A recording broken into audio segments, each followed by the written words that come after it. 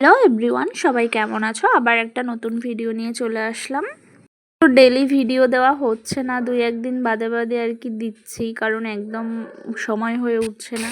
আর এদিকে দেখো আমার দিদা কাঠে রান্না করছে, তো ভাবলাম একটু চলো ভিডিও করি, কারণ কাঠের রান্না সবারই ভালো লাগে খেতে, তাই না? কাঠের রান্নার টেস্টই আলাদা।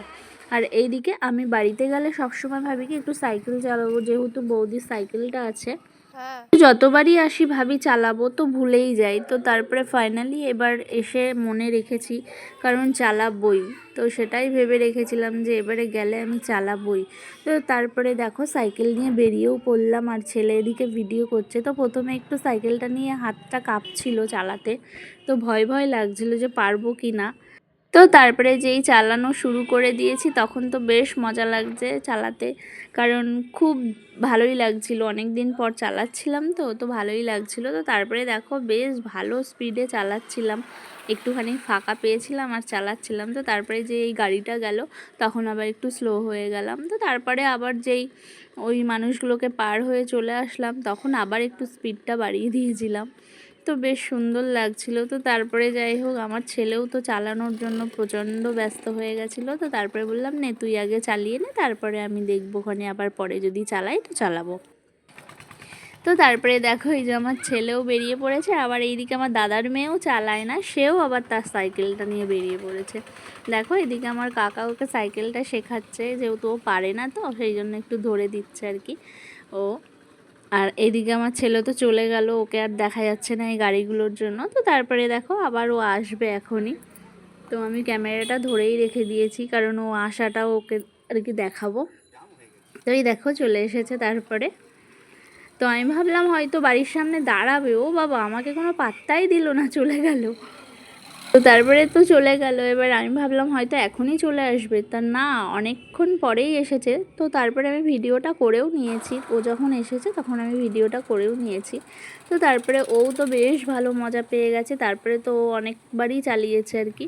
তো তারপরে দেখো এদিকে আমার দিদারও রান্না মোটামুটি হয়ে এসেছে, আরও অনেক কিছু রান্না করেছে, সেগুলোর ভিডিও করতে পারিনি। তো দেখো ঝোলটা দেখে তো ভালোই লাগছে, খুবই টেস্টি হয়েছিল, কারণ দেখে যতটা ভালো লাগছে খেতেও ততটাই আর কি ভালো লাগছে, যেহেতু ফুলকপি মটরশুঁটি সব কিছু দিয়েছিল তো মাছের ঝোলটার মধ্যে, খুবই ভালো লাগছিলো। আর শীতের সবজি বুঝতেই পারো, খেতে প্রচণ্ডই ভালো লাগে। এখন শীত পড়েছে আর এই সব ফুলকপি মটরশুঁটি এখন চলবে আর কি। তো তারপরে যেই একটু মানে অনেক দিন হয়ে যাবে তখন আর ভালো লাগবে না, তো এখন এই টাইমটাই একটু ভালো লাগবে। তো দেখো ঝোলটা দেখে জাস্ট বুঝতেই পারছো কেমন হবে, যে ঝোলটা দেখতেও যেমন সুন্দর হয়েছে, খেতেও সত্যিই তেমন সুন্দর হয়েছে। তো আমার দিদা এদিকে এক্সপার্ট রান্না বান্নায়, তো ওনার কোনো শরীরে মানে কোনো নেই যে আমি করব না, এই না সেই না, উনি কাজকে ভয় পায় না, যতক্ষণ পারে আর কি করে যায়। তো তারপরে দেখো এমনি মানে বয়স হয়েছে, তার মধ্যে আবার কাঠের জালে এখনও রান্না করছে, গ্যাসটা সবই আছে। তো দিদা বললো না ওরা কাঠের রান্না খেতে ভালোবাসে, সে তাহলে কাঠেই রান্না করি। তো ওইদিকে দেখো আমাদের মুরগি থাকে, ওইটা হলো মুরগির ডোক।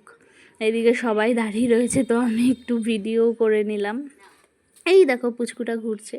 আর আমার মাসি এদিকে খিদে পেয়েছিল সকাল, তখন প্রায় 12টা মতো বাজে, মাসি এসেছে, খিদে পেয়ে গেছে ওর। তা কী খাবে, তাও তারপরে একটু ভাত নিয়ে একটা মাছ ভাজা নিয়ে মাছের তেল নিয়ে ভাতটা খাচ্ছে। তো আমি ভিডিও করছিলাম আর ও হাসছিল, বলে তোর কি কোনো কাজ নেই? তো তারপরে এইদিকে দেখো মা আর বৌদি দুজনা মিলে ঠাকুরের বাসন টাসন ধুচ্ছে আর কি, আর ঠাকুরগুলোকেও পরিষ্কার করেছে, কত সুন্দর লাগছে এখন, যেহেতু বৃহস্পতিবার ছিল। আর তো তারপরে আমি বাড়িতে গেলে তো আমার কোনো কাজ থাকে না, আমি এরকম ঘুরে ঘুরেই বেড়াই, আর ওরা আমাকে কাজ করতেও দেয় না, যেটা সত্যি। তো আমার ভিডিওটা ভালো লাগলে একটা লাইক কমেন্ট করে দিও সবাই। সবাইকে টাটা, সবাই খুব ভালো থেকো, সুস্থ থেকো, সাবধানে থেকো, টাটা। আর আমাকেও একটু লাস্টে দেখে নাও, কারণ আমি সবাইকেই দেখিয়েছি, আমাকে তো আর দেখায়নি, যেহেতু আমি চশমা পরে রয়েছি আমার একটু লজ্জা লাগে। টাটা।